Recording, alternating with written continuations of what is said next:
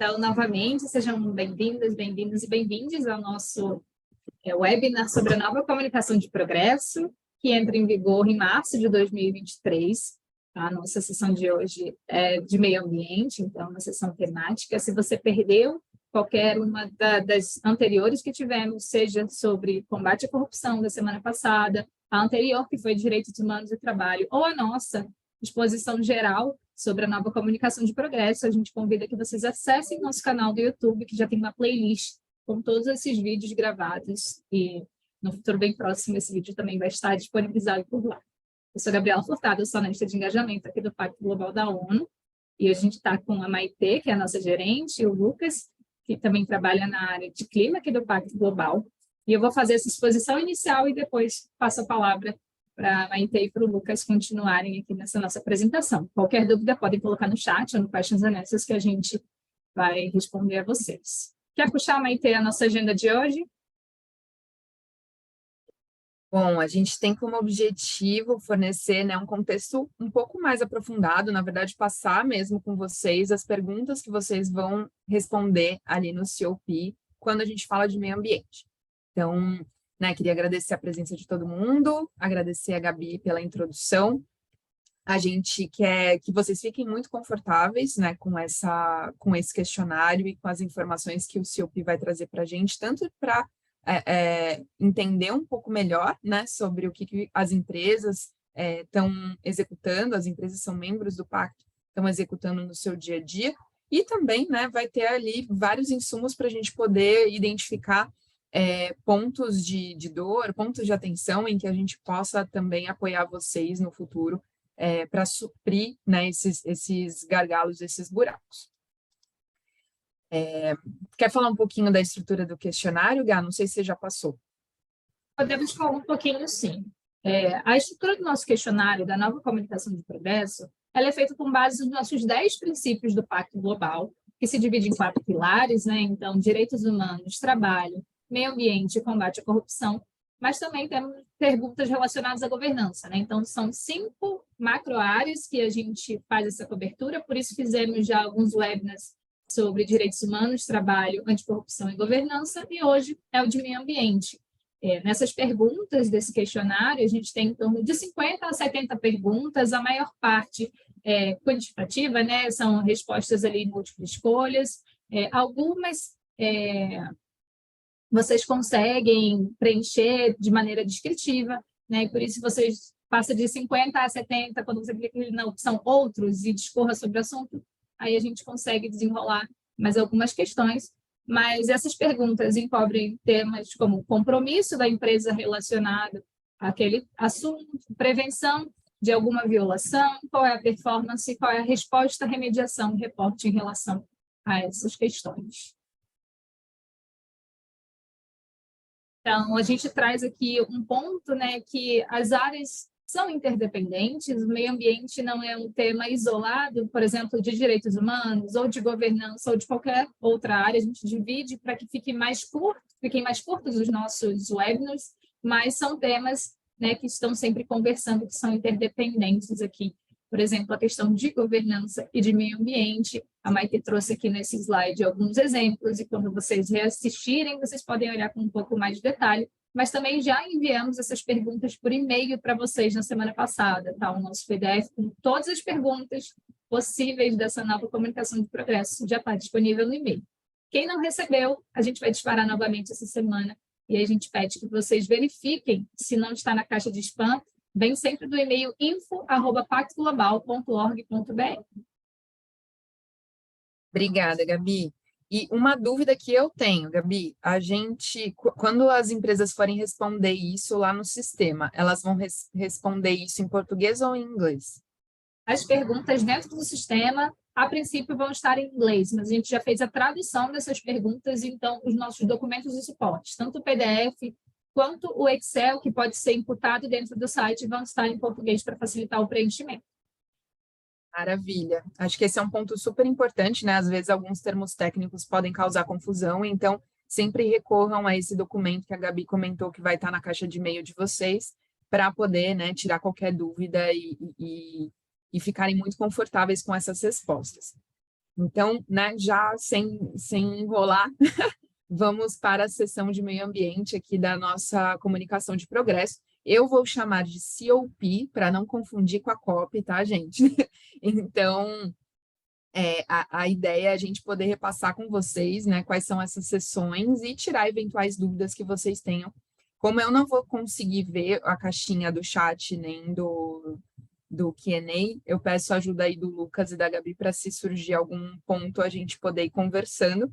Fiquem super à vontade para mandar também comentários no chat, exemplos de como vocês respondem na empresa de vocês, né? Se tem algum critério, alguma questão que vocês estejam considerando de uma forma mais completa, fiquem à vontade aí para trazer. Então, como já comentado, né, a gente vai ter essas 4 grandes sessões para vocês poderem trazer como que vocês estão atuando em cada nível, em cada tema de meio ambiente na empresa. Então, o que vocês têm relacionados à política, o que contempla a política de vocês, né, sobre todas as questões ambientais, como vocês previnem questões relacionadas a riscos, a impactos, como que vocês estão envolvendo os stakeholders nas tomadas de decisão ou nas resoluções de impactos e mitigação que vocês estão executando, como que é a performance e como que vocês estão reportando tudo isso. Então, vamos começar para a parte de compromisso. O primeiro questionário, ele passa um pouquinho, de uma forma bastante geral, sobre o que contempla e o que não contempla a política de vocês.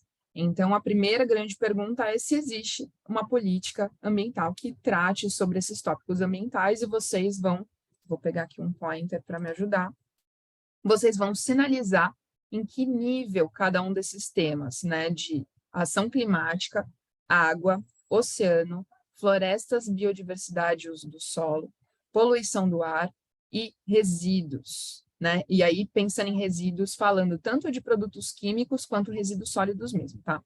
E, por fim, energia e outros recursos. Então, para cada um desses, vão ter alternativas de se não tem, né? Não tem nada na política, e não pretendemos, porque, enfim, né, pode ser uma questão do modelo de negócio, às vezes vocês não têm nenhuma correlação com florestas, vamos saber. Então, isso, obviamente, precisa...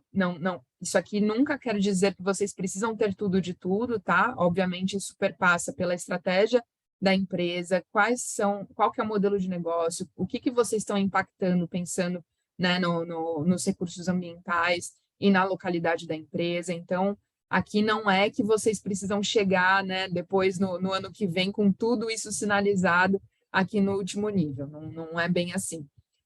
Mas é para a gente entender que temas são abordados por vocês, a gente vai conseguir também ver o setor de cada empresa e vai conseguir ter uns dados bem legais depois para compartilhar com vocês também.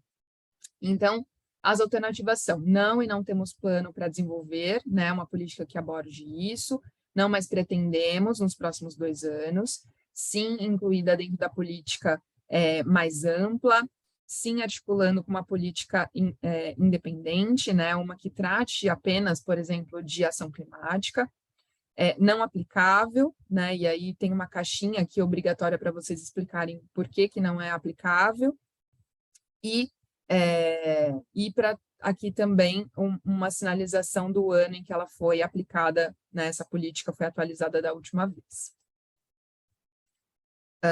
Para cada tópico, as políticas ambientais estão alinhadas com padrões ambientais internacionais, ela está publicamente disponível, ela está aprovada no mais alto nível de governança da instituição, ela é aplicada às próprias operações da empresa, aplicada à cadeia de abastecimento e outras relações comerciais da empresa, ou seja, ela não olha só para dentro, ela também olha para a cadeia de valor.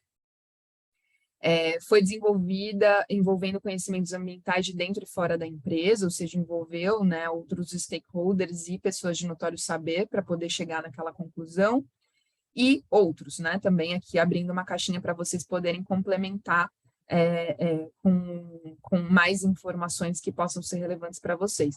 Então, aqui é uma oportunidade de falar desse nível de maturidade para cada um dos temas, a depender, obviamente, como eu já disse, do modelo de negócios e do que vocês estão impactando. Aí a gente já pula para a parte de prevenção, sendo que esse primeiro tópico, quando a gente vai olhar da parte de prevenção, a gente está olhando para se a empresa olhou para os stakeholders na hora de estabelecer, né, esses legítimos representantes em relação a questões ambientais. Então, se vocês consultaram partes interessadas relevantes para cada um desses tópicos. Então, pensando, de novo, em cada um, né, desses itens, como a gente já passou, se a empresa não teve nenhuma conversa sobre esse tópico com os seus stakeholders, se ela teve um entendimento, conversou para entender um pouco melhor os riscos e impactos desses itens abaixo, né, desses tópicos, para entender possíveis formas de prevenir ou mitigar os riscos. Então, aqui é para entender os impactos, aqui para entender formas de prevenir, aqui para definir como mitigar, aqui para avaliar o progresso, né, dessa mitigação e desses impactos. Num outro nível, para elaborar as estratégias, né, de prevenção e mitigação.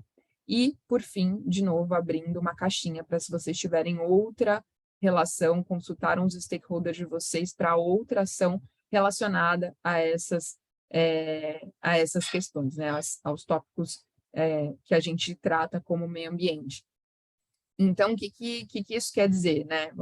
Qual que é a relevância disso? É a gente conseguir trazer um olhar mais amplo, de dentro e de fora da organização, para estabelecer tanto os impactos, né, a empresa estar ciente dos riscos e dos impactos que ela causa, mas também de como que a gente pode aproveitar, né, essas várias cabeças pensantes, esses vários pontos de vista, para buscar soluções, principalmente buscar soluções com essas comunidades impactadas. Então, aqui, essa pergunta eu entendo como uma das mais interessantes para a gente ter insumos de como as empresas estão olhando, de fato, para a sua cadeia de valor, para os seus clientes, para os seus funcionários, para as comunidades locais em volta dos seus negócios, mas também de como que a gente pode usar, né, essa pergunta para fazer uma virada de chave na mentalidade de alguns tomadores de decisão, né, gente? Vamos combinar que a gente precisa...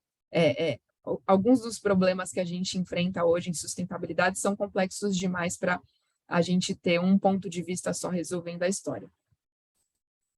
No próximo, a gente tem qual tipo de medida a empresa tomou no período de reporte a fim de prevenir, mitigar os riscos e impactos relacionados a esses tópicos ambientais. Então, aqui também a gente vai ter algumas opções, né, de como que a empresa de vocês, para cada um desses tópicos, estabeleceu, né, essas medidas. Então, aqui trazendo alguns exemplos do que está aqui no reporte. Então, forneceu treinamento interno, forneceu capacitações para a força de trabalho direto, ou seja, né, que a gente já trouxe de conhecimento para os nossos funcionários para ajudar a prevenir ou mitigar os impactos da nossa operação.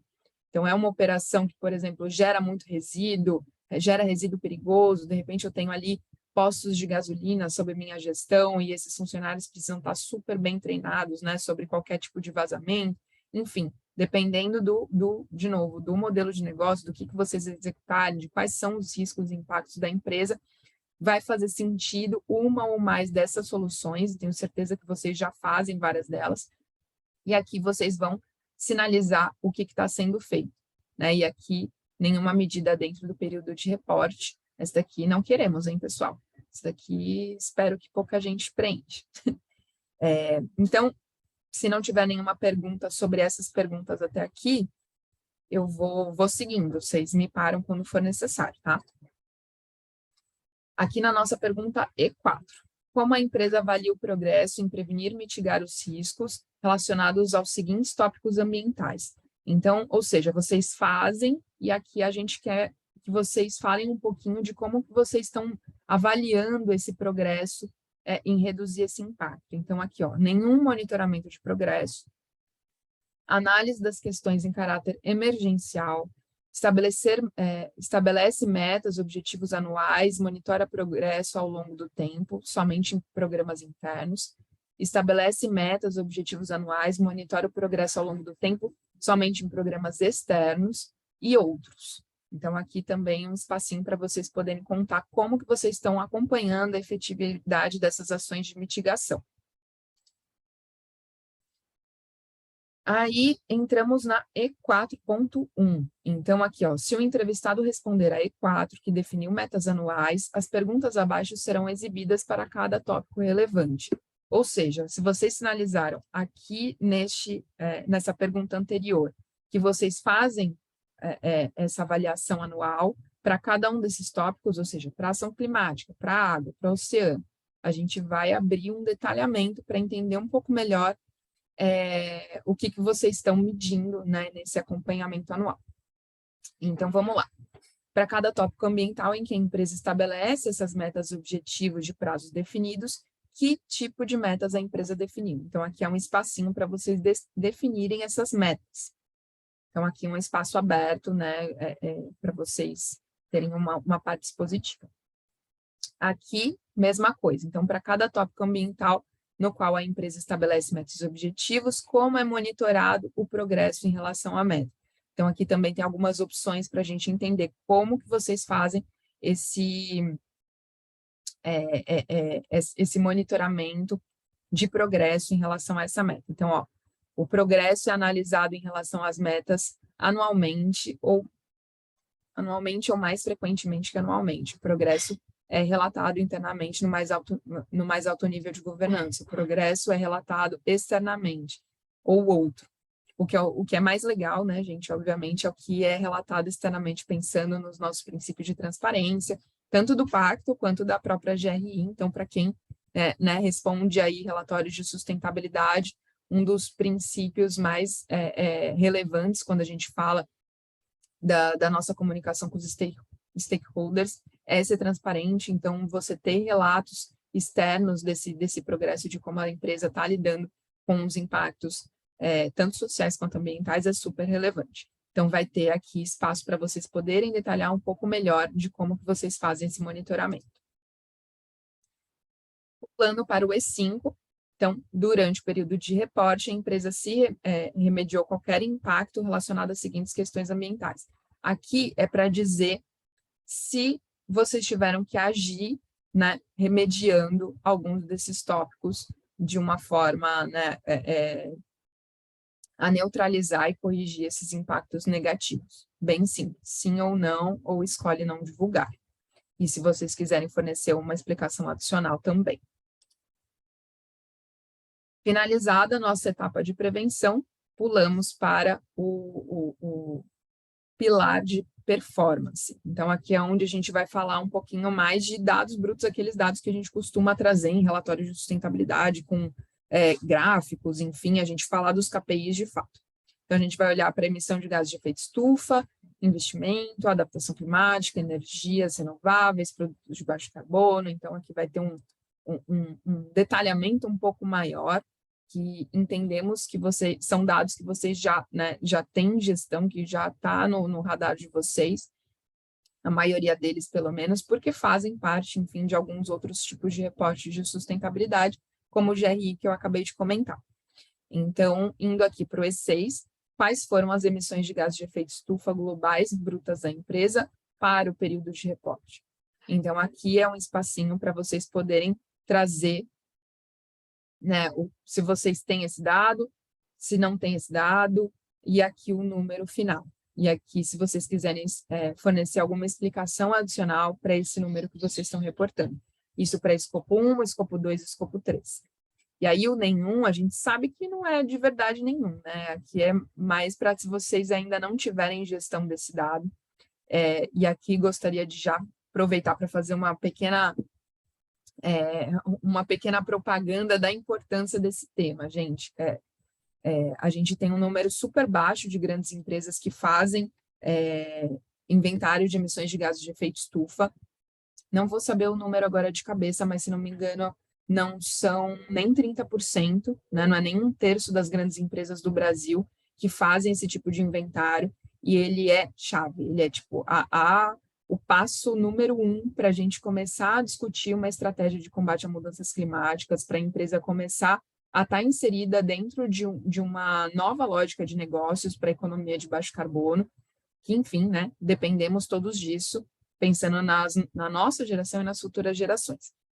Então, fica aqui um apelo para todo mundo ter esse dado para reportar para a gente, para vocês poderem também trazer, né, publicamente para os seus stakeholders o que a empresa de vocês realmente está executando, né, está impactando quando a gente pensa em emissões, tanto para escopo 1, quanto para escopo 2, quanto para escopo 3. O escopo 3, como vocês sabem, né, são as emissões que não estão ali diretamente na empresa, não são as que ela gerencia, está na cadeia de valor dela, mas é extremamente relevante, extremamente relevante. Tem várias indústrias que o escopo 3 é assim, ó, estourado, que o controle junto à cadeia de fornecimento precisa ser muito mais forte, muito mais, e é muito mais relevante do que a gente falar para energia e para uso de combustíveis, né, de forma direta aqui dentro da operação.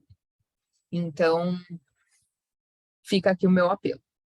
Então, aqui vocês vão trazer, né, essa informação do quanto que você está emitindo de forma bruta, então dados escopo 1, 2 e 3, e um espacinho para explicação, né, adicional, se vocês quiserem trazer algum. Se o respondente responder parcial para as questões do escopo 3 em ECs, a pergunta abaixo será exibida. Aqui não tem parcial, né, pessoal? Eu acho que aqui foi uma comida de bola nossa, peço desculpas, mas era para ter parcial aqui nas nossas opções do E6. Me corrige, Gabi, Lucas, se eu estiver falando besteira, mas pelo que eu entendi aqui, era para a gente ter parcial em todos ou só no escopo 3? Só no escopo 3, gente. Vamos seguir. Então, quais as categorias estão incluídas no cálculo de emissões do escopo 3 da organização? Ou seja, se você disser aqui que eu olhei uma parte do meu escopo 3, aqui a gente vai pedir para você detalhar. Então, quais são as categorias que vocês estão avaliando, e o mais comum da gente avaliar, né, que a gente inclui já há muitos anos em inventário de emissões, é a gente olhar para as viagens de negócios, acho que esse é um dos mais comuns, né? Deslocamento de funcionários, viagens de negócios, que são coisas que a empresa consegue puxar muito mais fácil da folha de pagamento a prestadores de serviço, a parceiros, né? Agências que ajudam a gente a fazer os deslocamentos de viagens a trabalho e coisas do tipo. Mas, assim, é importante a gente olhar para resíduos, olhar para os produtos e serviços comprados. Resíduos, acho que é das minhas principais batalhas, tá, gente? Mas todos eles são importantes.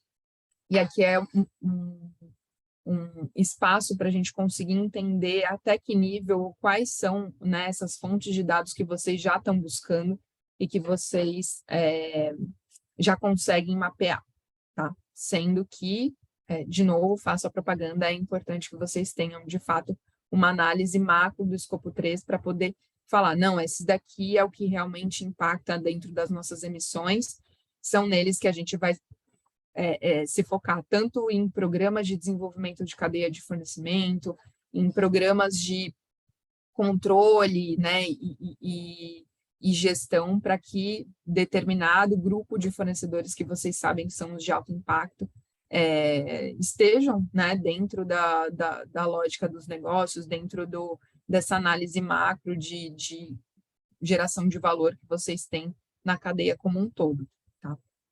Então, aqui é para vocês conseguirem detalhar um pouquinho melhor do que entrou nesse escopo 3. Na E7, qual a porcentagem do faturamento da empresa foi investido em pesquisa e desenvolvimento para produtos com baixo consumo de carbono durante esse período de reporte? Então, aqui, né, quero muito ver esse número, posso estar enganada, mas acho que não vai ser muito alto, mas é muito legal a gente começar a olhar para ele, né, estando em 2022/2023, porque a gente vai com certeza ver um aumento dessa porcentagem nos anos seguintes, né? Entendemos que pensando em todas as discussões internacionais, as discussões que têm sido aprofundadas aqui no Brasil com cada vez mais força, que a gente vai ter, sim, um aumento de empresas alinhadas estrategicamente, ou seja, o que eu quero dizer com isso?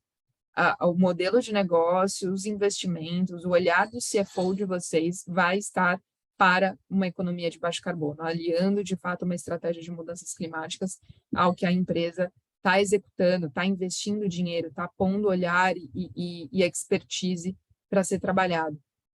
Então, aqui é um dado legal da gente acompanhar daqui para frente. Então, se tem alguma porcentagem de investimento, se é desconhecido ou não aplicável, tá? E um espacinho para vocês explicarem qualquer questão adicional. A empresa agiu para apoiar a adaptação e resiliência a mudanças climáticas, e aqui algumas opções para vocês poderem trazer o que para vocês, né, foi uma realidade aí no ano de reporte. Então, tomamos medidas para aumentar a resiliência nas mudanças climáticas em toda a organização, tomamos medidas para aumentar a resiliência em nossa cadeia de abastecimento, tomamos medidas para aumentar a resiliência nas comunidades onde atuamos, enfim. E aí vocês trazem aqui, se quiserem também trazer alguma explicação adicional. E9. Informe o consumo de energia renovável da empresa como porcentagem do consumo energético total no período de reporte. Então, aqui é a gente, de fato, olhando um pouquinho para o que vocês estão avançando relacionado a escopo 2, tá? Entendendo que, para uma estratégia de descarbonização, gente, isso aqui é chave. Então, quando a gente consegue mexer no escopo 2, para vários setores, a gente está mexendo com uma boa porcentagem das emissões da companhia. Então, é uma das principais estratégias de descarbonização. Então, vocês podem ir para o consumo de energia renovável, e aqui quero fazer um disclaimer técnico, tá? Não venham me dizer que se você comprou energia do Mercado Livre de Energia, você está consumindo energia renovável. Por quê? Porque a rastreabilidade do que a gente compra no mercado de energia, no Mercado Livre de Energia, que é um mercado incentivado, por isso que a gente chama de energia incentivada, a gente só tem rastreabilidade financeira, a gente não tem rastreabilidade do carbono dentro deste tipo de documento, que é muito simplista e que pode ter um mix de vários tipos de energia, com tipos de níveis de emissões diferentes, fatores de emissão diferentes. Então, você só pode dizer aqui que você consumiu energia renovável se você tiver ou duas opções. Isso eu estou falando com base em processos de auditoria, tanto nacionais quanto internacionais, tá? Se você quiser, de fato, ser transparente e idôneo com esse dado, você só pode dizer que você está consumindo energia renovável se você tiver dois tipos de documentos. Se o contrato que você tem com a empresa de energia, né, que quem está te fornecendo energia, for um contrato diretamente com quem está gerando, ou seja, se eu tiver um contrato direto com a usina eólica, direto com a pequena central hidrelétrica, com a PCH. Esse é um documento. E o outro, você vai precisar, se você não tiver esse contrato, se você tiver em contrato com uma operadora que enfim, está negociando para você e que faz um mix de várias fontes de vários lugares, você vai precisar, sim, negociar um I-REC, que é um certificado de energia renovável. Só este documento vai te permitir dizer que você tem uma energia renovável rastreada, que essa, né, que essa instituição ou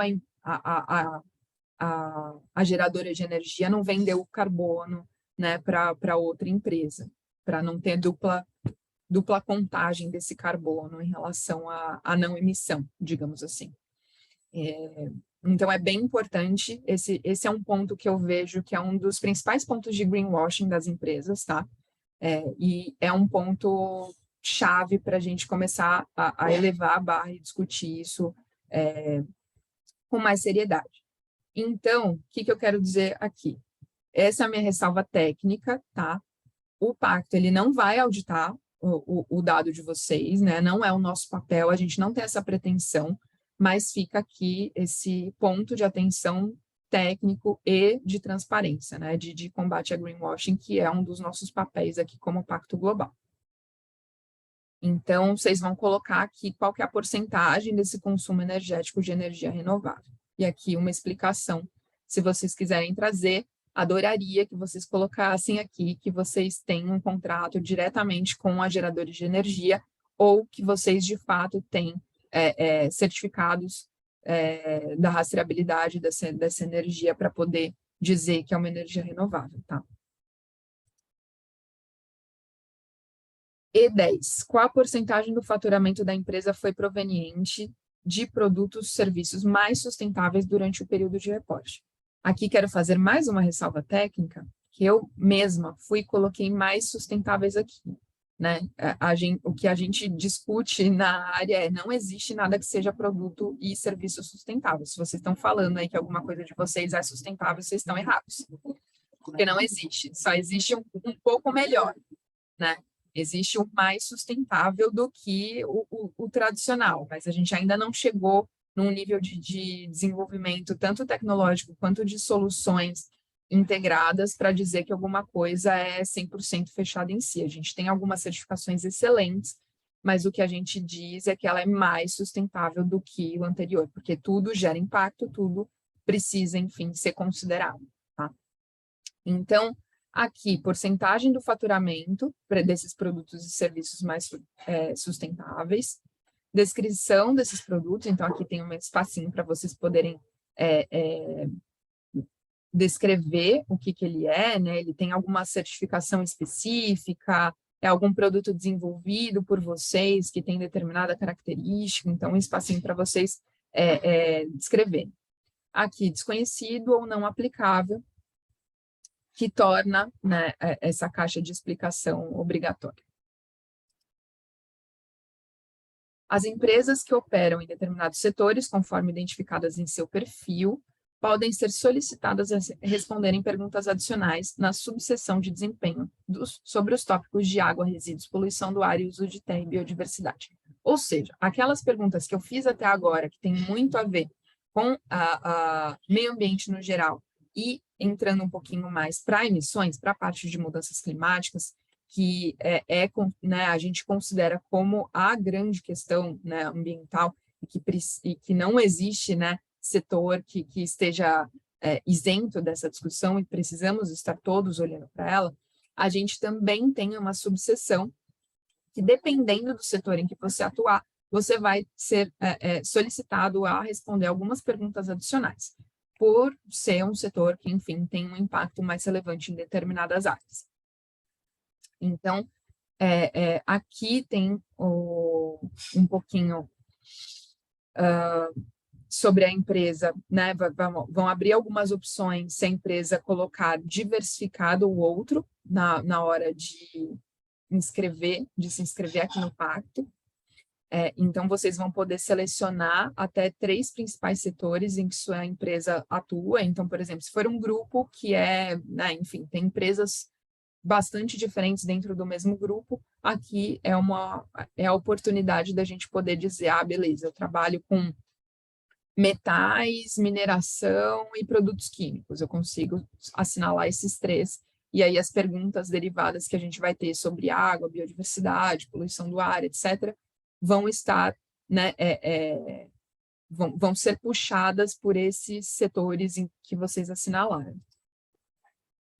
E aí a gente vai olhar, então, para água, biodiversidade, florestas e uso da terra, poluição do ar e resíduos. Então, vamos lá. As perguntas sobre água abaixo serão visíveis apenas para empresas dos subsetores selecionados: petróleo e gás, produtos químicos, recursos básicos, construção e materiais, bens e serviços industriais, alimentos e bebidas, viagens e lazer, serviços públicos, imóveis, automóveis e peças, assistência médica, bens pessoais e domésticos. Uma galera, né? E aí a gente entra nas perguntas específicas de água.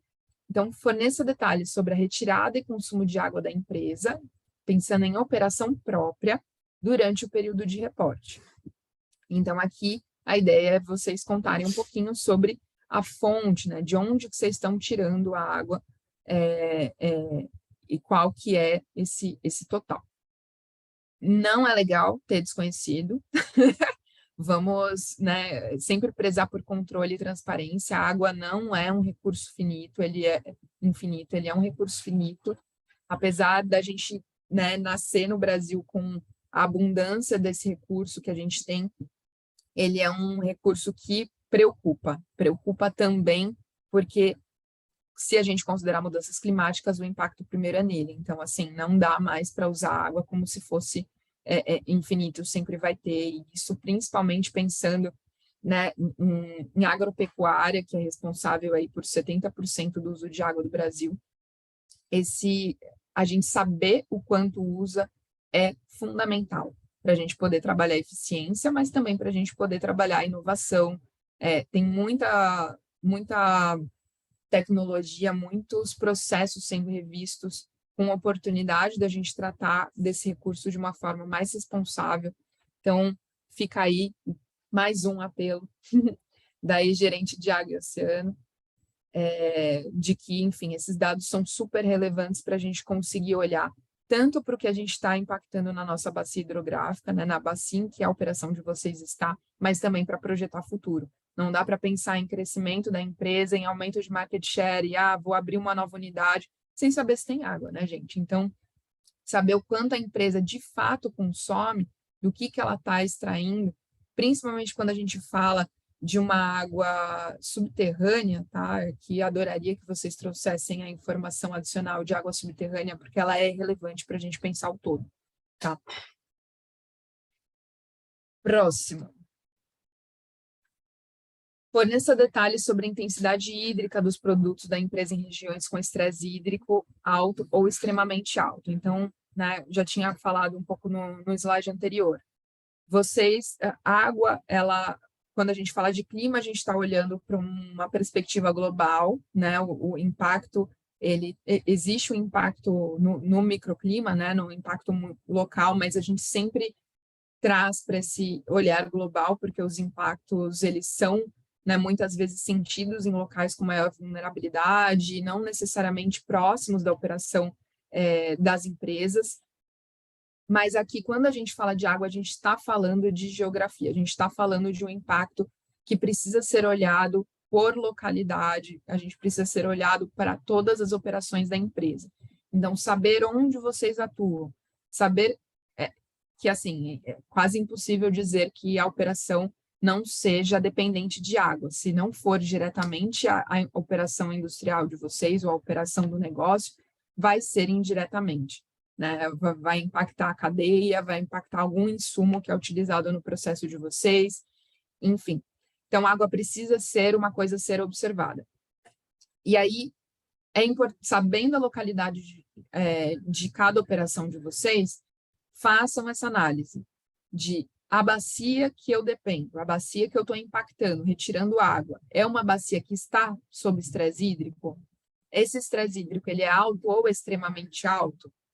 Então, a partir disso, vocês vão identificar quais são essas localidades, vão estabelecer isso dentro da sua matriz de risco empresarial, tá? Isso precisa ser sabido, precisa ser de conhecimento da alta liderança da empresa, que essa bacia está sobre estresse hídrico. A gente tem até umas ferramentas para fazer essa análise, depois, se vocês quiserem algumas sugestões, podem me procurar. A gente discute muito isso dentro do movimento Mais Água, então, quem estiver aí por dentro, quem estiver participando, pode comentar também. Mas, enfim, estabelecido qual que é essa bacia que está sobre estresse hídrico. Conta para a gente, né, sobre a intensidade energética, intensidade hídrica dos produtos dessa empresa. Então, aqui vai ter um espaço para você falar se é desconhecido, não aplicável, e aqui falar sobre a intensidade hídrica, né, quantos metros cúbicos por dinheiros ou metros cúbicos por tipo de produto vocês estão utilizando, né, dessa bacia estresse hídrico. E aqui um espaço para, se vocês quiserem, fornecer qualquer tipo de explicação adicional.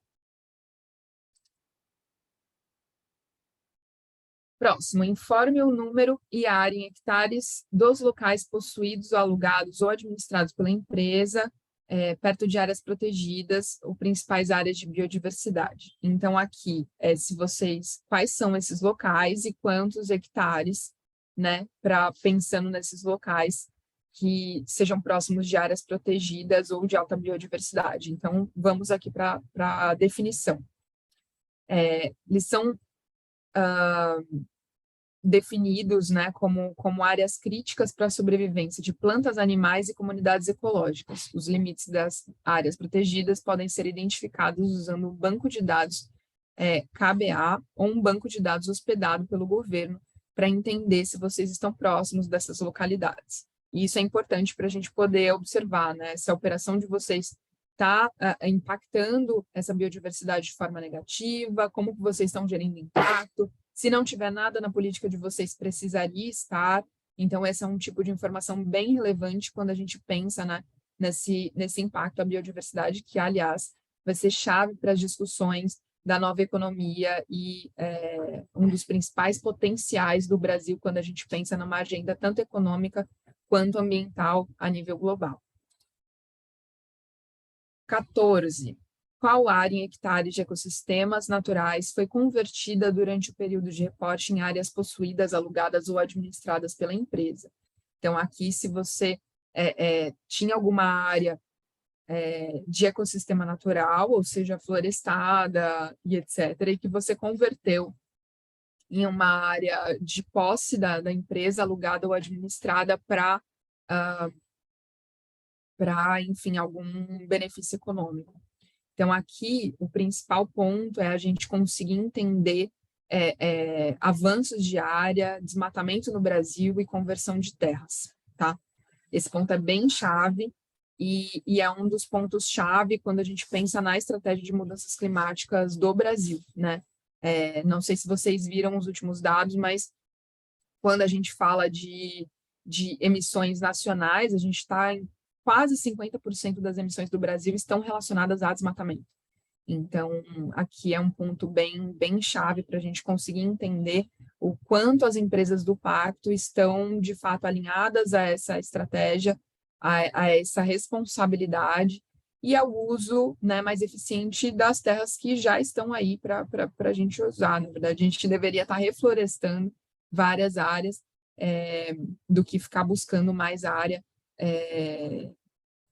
com cobertura vegetal para poder desenvolver nossos negócios. 15. A empresa está apoiando ou implementando projetos focados na recuperação e proteção de ecossistemas? Aqui. Não, mas pretendo nos próximos 2 anos. Sim, se sim, na área dos projetos até agora, em hectares. Então, aqui um espacinho para vocês falarem quantos hectares são. De recuperação de ecossistemas florestais, outros tipos de recuperação de ecossistemas, reflorestamento, regeneração florestal, sistema agroflorestal, não utilização de terra durante um período, compensação da biodiversidade ou outro. Então, aqui tem bastante espaço para vocês descreverem o que está sendo feito nesses tipos de projeto. Quando aplicável, informe as emissões efetuadas pela empresa nos seguintes poluentes durante o período de reporte. Então, aqui também bastante conhecido do pessoal que reporta a GRI, então são os poluentes, né, emissões de outros tipos de poluentes atmosféricos, então aqui os óxidos nitrosos, os óxidos de enxofre, compostos orgânicos, enfim, um monte de coisa que a gente, né, utiliza na nossa operação ou que são produtos da nossa operação, e aqui um espacinho para vocês poderem reportar em toneladas. Então, enfim, todos os campos que vocês vão encontrar vão ter a unidade, tudo certinho, e, obviamente, a gente sempre fica à disposição de vocês para se vocês tiverem dúvidas adicionais. Informe o peso total dos resíduos gerados pela empresa em toneladas métricas durante o período de reporte. Então, aqui, resíduos sólidos totais, tá, pessoal? Esse dado também costuma ser um dado bastante desafiador para quem tem muitas unidades que não são industriais. Para a indústria, isso aqui é uma fichinha. Agora, para quem é do varejo, para quem tem, né, um monte de loja, esse dado costuma ser um desafio. E, de novo, né, puxando para a galera do varejo, esse é um dos dados principais, né, um dos principais impactos da operação de vocês. Então, é sempre importante estabelecer bons controles, uma boa conscientização dos funcionários, treinamentos constantes, ter um sisteminha para eles imputarem isso, conseguir ter espaço para eles anexarem nota né, o recibo, né, o relatório de quem está gerenciando o resíduo de vocês, enfim. Essa é uma força-tarefa que eu sei que é uma batalha dura, mas é um dado muito, muito, muito importante para a gente entender o que a gente está deixando, né, de matéria-prima por aí, né, gente? Acho que eu vou estar feliz o dia que a gente não estiver mais falando de resíduos e a gente estiver falando de recursos. A gente precisa fazer circular tudo isso aqui, né? Principalmente os recicláveis e tratar os orgânicos também com a dignidade que eles merecem para a gente poder fechar ciclos. E18, informe a porcentagem dos resíduos da empresa que são perigosos, né, durante esse período de reporte. Então, aqui, de novo, né, a porcentagem dos resíduos perigosos, ou seja, de tudo que vocês geraram, o que tinha aqui de perigoso. Se é desconhecido, não é legal ter desconhecido, tá, pessoal? Resíduo perigoso chama perigoso por um motivo. Então, bora ir atrás desse número para a gente poder ter aqui essa porcentagem. Ou não aplicável, tá? E aí vocês explicam por que seria não aplicável. Informe as toneladas métricas estimadas de plástico de uso único da empresa consumidas durante... tá meio esquisita essa tradução, não entendi. Acho que é para falar das toneladas de plástico de uso único que a empresa consumiu na cadeia de valor durante esse período de reporte. Então, nossos queridos plásticos de uso único. Vamos combinar que isso aqui não pode mais ter? Não pode, gente. Plástico de uso único não dá para justificar o uso, né, da gente usar uma matéria-prima, muitas vezes, que, né, vem do petróleo, só quando a gente está falando de alguns outros plásticos aí do mercado, a gente não está falando de um plástico que vem do petróleo, mas, enfim, ainda é um plástico. Vamos combinar que plástico ele é excelente para coisas duráveis e que para uso único só a área de saúde. Acho que esse dado é um dado bem importante da gente ter. Para quem não sabe, o Pacto, a gente tem esse projeto que é o Blue Keeper, de combate ao lixo no mar, de prevenção e combate ao lixo no mar. Plástico, obviamente, é um dos olhares principais que a gente tem, e é um super desafio. Impacta muito, tanto a vida das pessoas, quanto né, os animais, enfim, a vida marinha no geral. Mas, enfim, acho que pensando no que a gente já tem de recursos hoje, soluções, informação, esse é um tipo de dado que eu adoraria ver decaindo ao longo dos anos. Não vou mais militar aqui pelo fim do plástico, gente, desculpa. Na verdade, o plástico ele tem muita relevância para o nosso modo de vida, a gente só precisa tratar ele com a sabedoria necessária. E, por último, remediação e reporte. Então, aqui a gente descreve brevemente as medidas, né, que a empresa tomou durante esse período de reporte, ou seja, vocês vão olhar aí para 2022, ou os planos que ela tomará para implementar princípios ambientais, inclusive quaisquer desafios enfrentados e que providências vocês estão tomando a fim de prevenir ou corrigir esses percalços. Então, aqui é uma sessão de texto em aberto, onde vocês vão poder escrever um pouco mais, né, todos esses desafios ambientais aí da empresa de vocês, pensando, né, nesse período de reporte, pensando no que vocês estão projetando para a empresa no futuro. Então, também é bem legal a gente ter essa parte bem descrita, porque como a gente vai ter bastante acesso ao COP, né, aos resultados disso, a gente vai poder olhar diferentes setores, a gente vai poder olhar o desempenho da nossa rede no Brasil, comparar com demais e tudo mais, e isso, de repente, é até um espacinho que a gente consiga observar melhores práticas para poder trazer vocês para terem, né, espaços aqui de troca, poder, enfim, dar visibilidade para boas práticas dentro da nossa rede. E acabou. Perguntas. Vou encerrar a apresentação do slide aqui.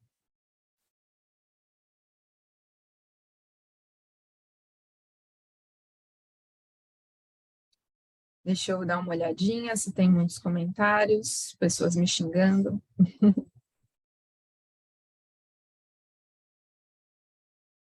Tá, eu vou passar aqui bem rapidinho vários comentários legais.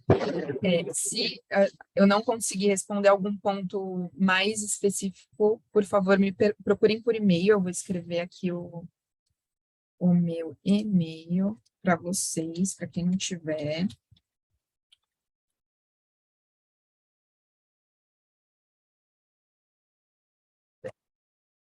Então, aqui fica o meu e-mail, se vocês quiserem trocar uma ideia depois no privado para alguns dos temas que estão aqui no chat. Mas, falando no geral, a gente não pode, como pacto, indicar, né, empresas para prestarem serviços. O que eu posso fazer informalmente é depois no privado falar de algumas instituições que eu sei que prestam esse trabalho, mas a gente, como pacto, não pode indicar alguém que faça inventário e tudo mais. Esse é um ponto. Sobre a ferramenta de estresse hídrico, me lembra no e-mail, se você puder me mandar um e-mail, eu mando para você as que a gente tem. Tem uma da WRI, que ela olha a nível global, que é bastante interessante, mas tem algumas nacionais que pegam um nível de detalhamento um pouquinho maior, que também é legal de compartilhar com vocês. Então, quem quiser pode me escrever, que eu compartilho. Deixa eu ver. Sobre os prazos. Prazos eu não sei. Gabi Furtado está por aí? Sobre prazos de preenchimento, não estou ciente. Sim, posso falar para vocês.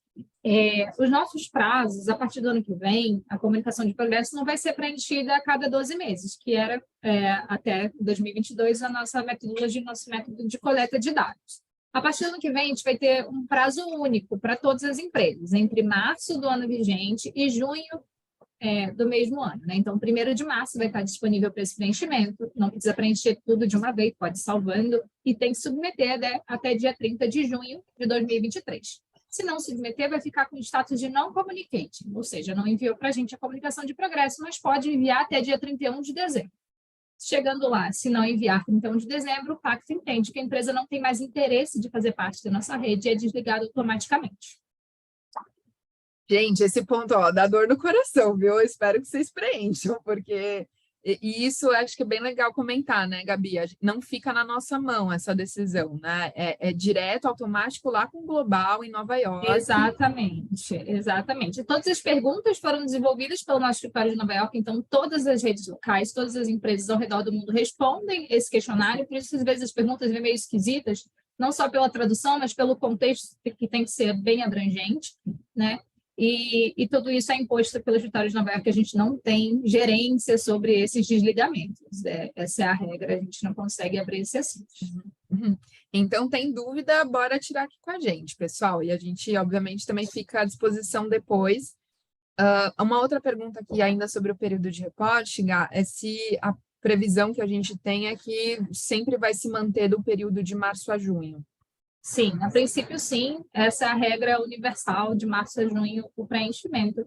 Mas, como eu falei, vai entrar no status de não communicating a partir de dia 30 de junho, né? 1º de julho, na verdade, e vocês podem preencher nesse espaço de tempo, tá? De 6 meses ainda é possível fazer o preenchimento. Obviamente, vai ficar no nosso site público que vocês estão atrasados com essa entrega, mas a partir do momento que vocês enviam, já voltam para o status ativo e não tem mais problema nenhum, nenhuma pendência para aquele ano. Tem uma outra boa aqui, Patrícia Garcia. Entreguei meu primeiro COP em junho de 2022, o próximo em junho de 2023. Como fica no meu caso? De todos os casos, independente se vai enviar agora dia 31 de dezembro na antiga COP, que é a vigente, né? Vai ter que enviar em 2023 os dados entre março e junho. Por quê? Quem envia em 2022 está fazendo relatório em relação aos dados de 2021. Em 2023, os dados que vão ser imputados são em relação aos indicadores de 2022, tá? Então, por isso, é anual. 2022 fala de 2021, 2023 fala dos dados de 2022. Certo. Beleza.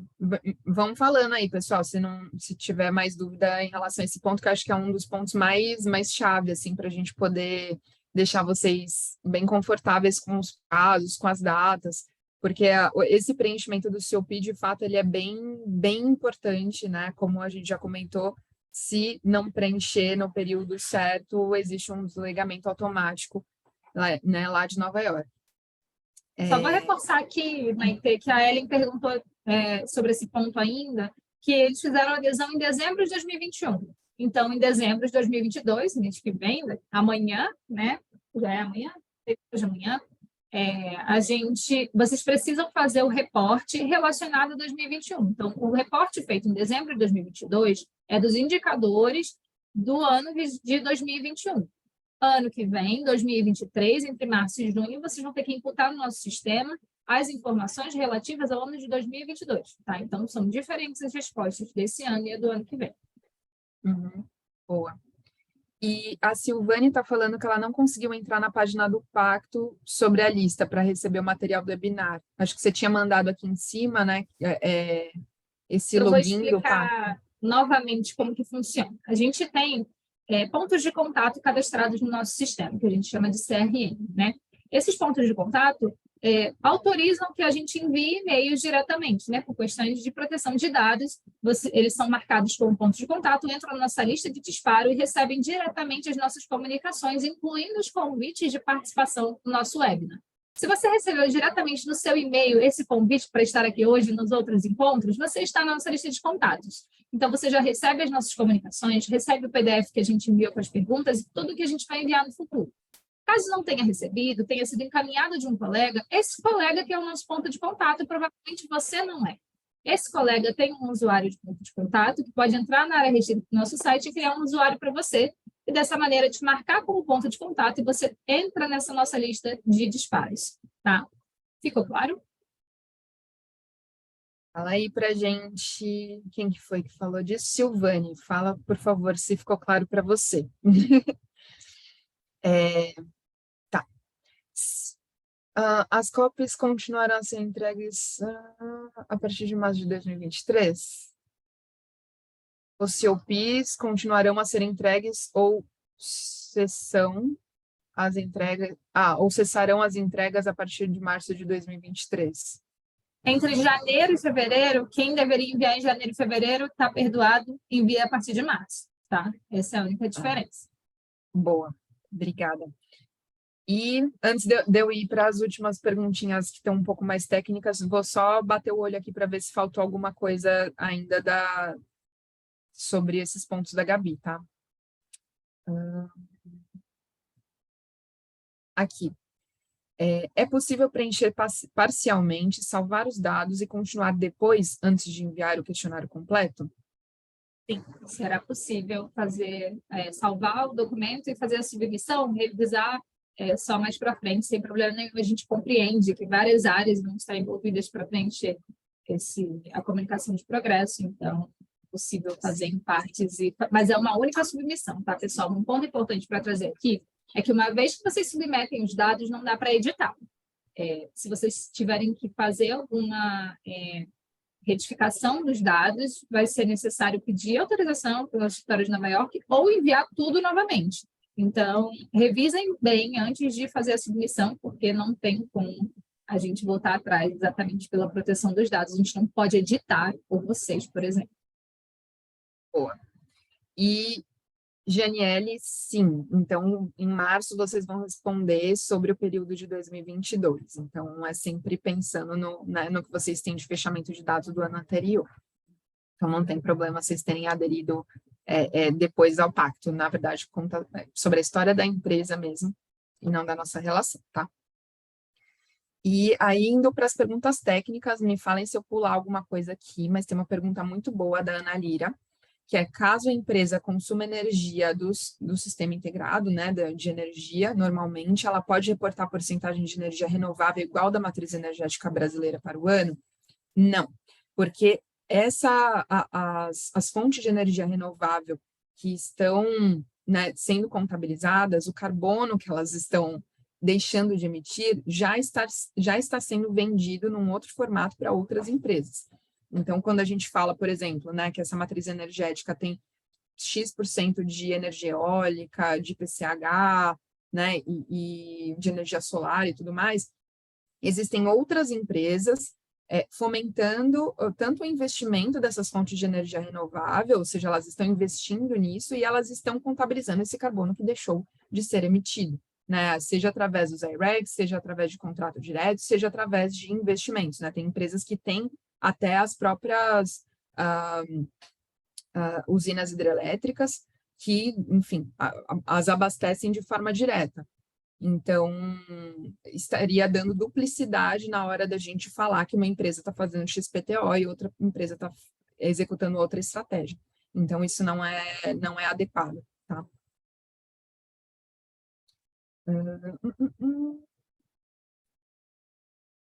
Entreguei minha cópia agora em outubro com os dados de outubro de 2021 a outubro de 2022. Em março, vou enviar o COP referente apenas a novembro de 2022, dezembro de 2022. Tá, pego o ano todo e mando de novo? Boa pergunta, Gabriele. Olha, como a gente fez essa alteração, né, que era a cada 12 meses, o reporte agora vai ser relacionado ao ano anterior, acredito que seja melhor mandar de janeiro a dezembro de 2022 para que a gente comece nesse novo modelo, né, que é essa reestruturação. Boa. Eu queria trazer um ponto que foi levantado aqui, Maite, rapidinho, que algumas empresas entraram no Pacto Global no segundo semestre de 2022. Para essas empresas, a regra é um pouquinho diferente. Ainda é obrigatório submeter a comunicação de progresso em 2023, mas nesse primeiro ano é possível optar por deixar as respostas no modo privado, ou seja, só a gente vai conseguir acessar essas respostas, não vai ficar pública. Isso porque a empresa tem pouco tempo de interação com o Pacto Global, né? Entrou no segundo semestre de 2022 e a gente entende que pode ter uma maturidade menor em temas de sustentabilidade e a gente não consiga mensurar suficientemente o impacto do nosso trabalho no dia a dia da empresa de vocês. Então, nesse primeiro ano, a gente dá essa colher de chá de vocês poderem optar por deixar os dados privados, mas é obrigatória a submissão da comunicação de progresso para todas as empresas que fazem parte do Pacto Global. E uma outra pergunta aqui que está recorrente é se precisa anexar evidências do que eles vão responder. Haverá um espaço, tá, disponível para que vocês possam anexar talvez o relatório de sustentabilidade do ano anterior, né, ou qualquer outro material de suporte a nível de transparência, porque esses dados ficam públicos, então os stakeholders podem acessar e ter essas informações sobre a sua empresa, mas não é obrigatório. Só é obrigatório mesmo o preenchimento das perguntas, que a maioria eles são múltipla escolha. Boa. E mais uma pergunta boa aqui, é se o COP é consolidado das unidades operacionais do Brasil ou no exterior também? Então, a gente ainda está finalizando essa informação, porque as holdings internacionais podem responder pelas suas subsidiárias no Brasil, por exemplo. Né? Existe essa possibilidade de vocês optarem de ter um relatório único. Então, vamos pensar aí, Johnson & Johnson é internacional, eles podem responder a nível global e a nível Brasil vocês são dispensados de enviar. Mas caso vocês tenham uma coleta a nível Brasil e vocês desejam compartilhar esses dados, né, para que a gente consiga até fazer uma comparação mais justa com empresas do mesmo setor no Brasil, é possível que vocês façam como subsidiárias, mas também podem optar por não enviarem a comunicação de progresso e apenas a matriz ficar responsável por esse documento. Beleza. Vamos ver se tem mais duas perguntinhas aqui. Beleza, acho que é isso. Acho que é isso, pessoal. Cobrimos tudo? Ficou alguma coisa de fora?